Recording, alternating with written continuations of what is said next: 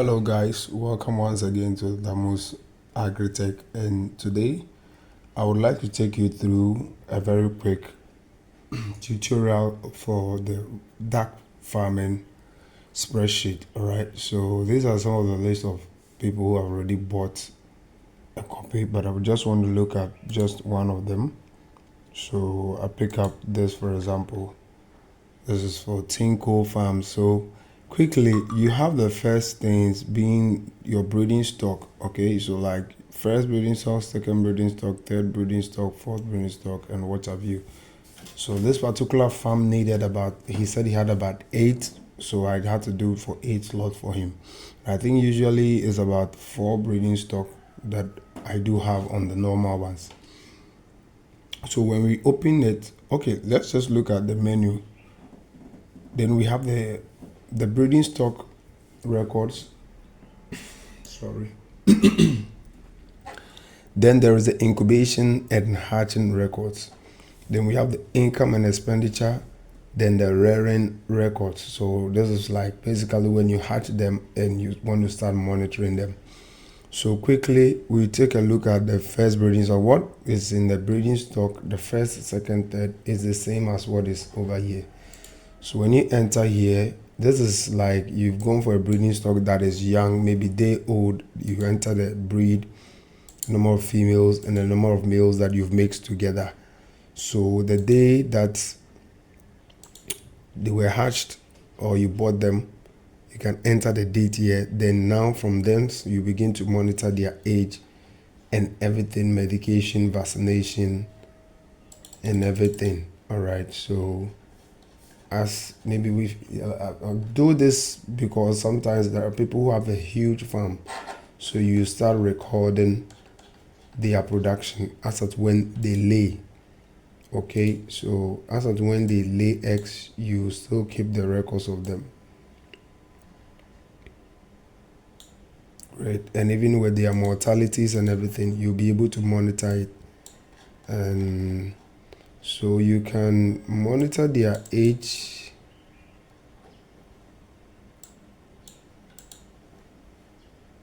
Wait a minute, something. Sorry for this. Yes.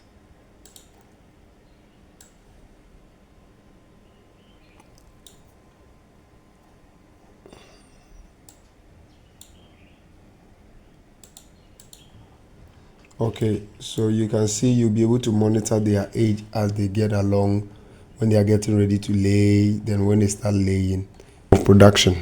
Right, so you can go back home from here.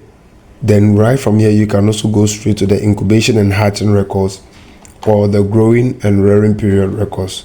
So let's go back home. The same thing applies to all the batches. Now we want to move to the next thing, which is the incubation and hatching. So this is after they have laid eggs and you have incubated, or if they are brooding naturally too, there is a way you go about it. So the date of incubation, the date that the eggs were incubated, the number of eggs incubated, the number of days for candling. So this one you just have to insert the date. Let's say it's 20 days. Once you insert the date, everything becomes automatic. So this shows you that predicted date for candling is 22nd May, blah blah blah. Then number of unfertilized eggs, you have to write the results. The number of fertilized eggs, you have to write the results.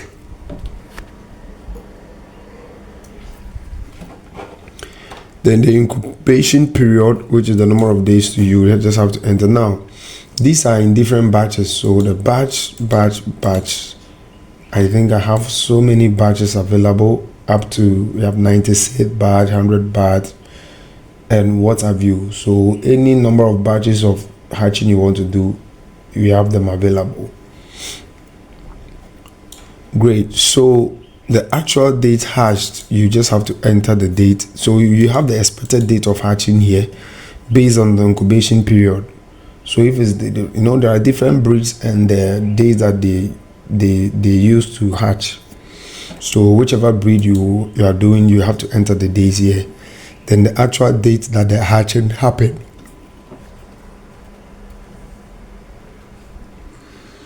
then the number of ducklings hatched, the number of still hatched or unhatched eggs. Just keep records of all of them. So we are done with the hatching records. Just take your time and go through it as we move to the next phase. So we have the rearing period. With the rearing, it's all about now when, for example, the first batch actual days hatch, number of day-old ducks, the breed, current age is automatically calculated. All right, current age and number. All right, so then you now begin to monitor them week by week, week by week, week by week, week by week.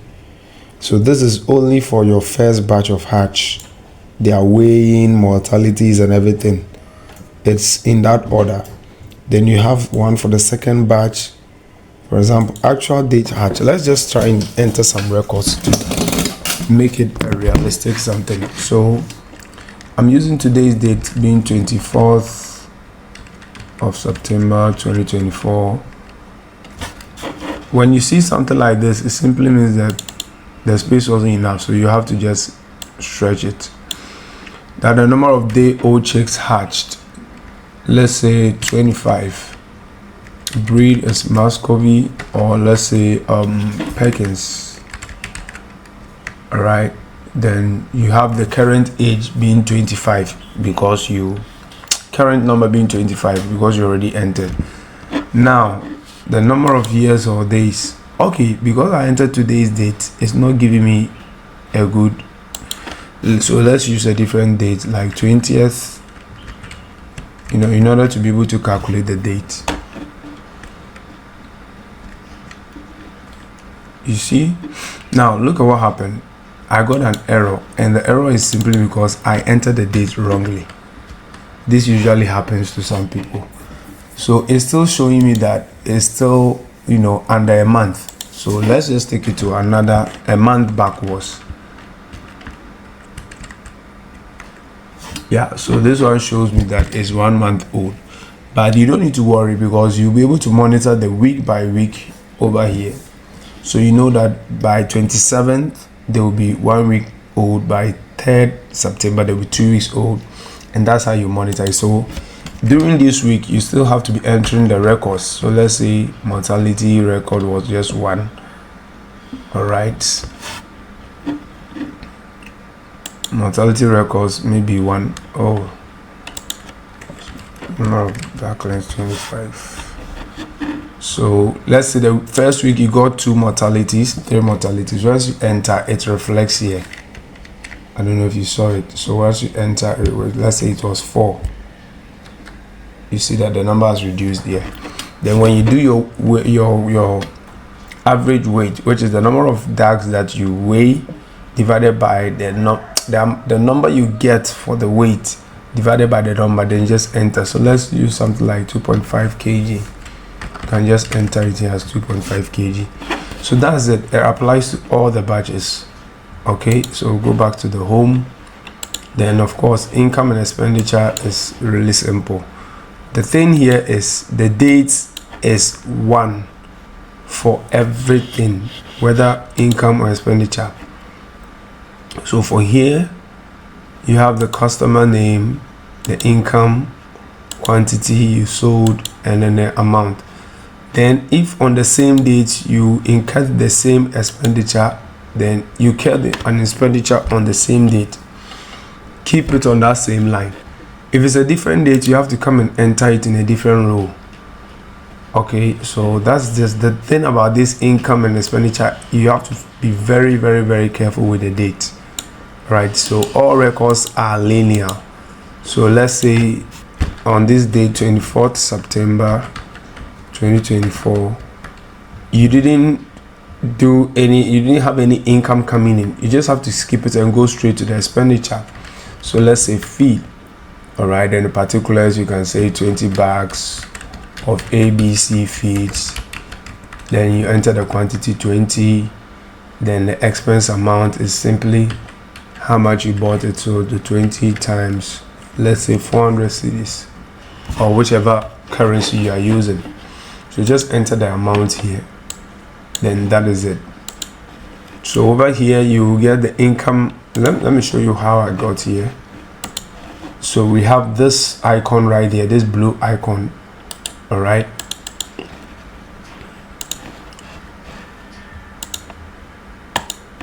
This blue icon right here took me to the income and expenditure analysis.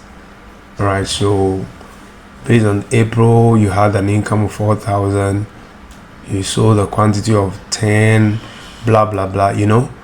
So then the expenditure to the same thing, profit summary, same thing. Then the customers chart. So you'll be able to monitor which customers are buying the most from you. Okay. Then here also gives you the category of income that you are getting. This pivot table is dynamic. You can use it to do so many things, but sometimes because we are not so advanced, I have to do all these things. But when you call me, I can show you the more things that you can do. You can use it to monitor so many other things and just play around with it. Okay, so basically that is it. If there is something missing that you think should be included, you can always bring your suggestions. Like I always add it to my adverts and to those who buy. That will be always open for suggestions. And then so this is basically it. If you need a copy, you can check in the details on my profile, then link up for your copy. It's not for free. It's not for free. I get people just coming straightforward asking for it for free. It's not for free. So thank you very much and see you.